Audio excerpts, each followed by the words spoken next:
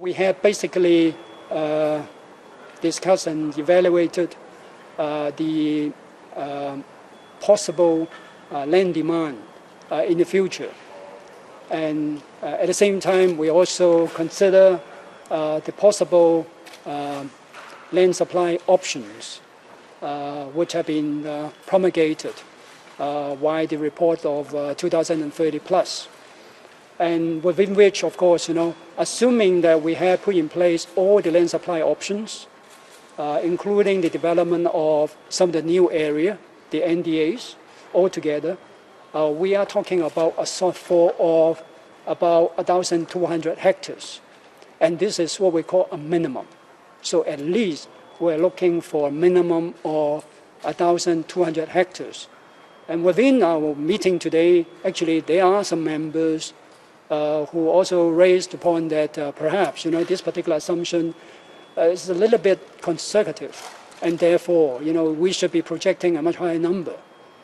By saying that, of course, that particular member refers to the fact that under this particular assumption, we haven't had actually included the wish of a lot of the community to improve perhaps the average living areas of every individual or every family in Hong Kong.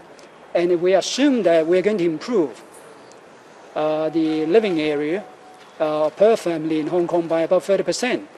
This shortfall is going to be much different, and it is much higher than just 1,200 hectares moving forward.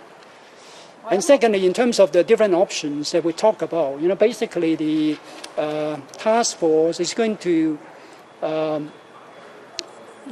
come up with much more detailed information relating to every single land supply options that has been raised in the community. And at the same time, we are going to make sure that through our detailed evaluations, the pros and cons of every single options will be evaluated within our task force, and at the same time, these pros and cons will then be tabled to the public engagement to ensure that the community as a whole actually taking options or discussing all these options on a single wavelength.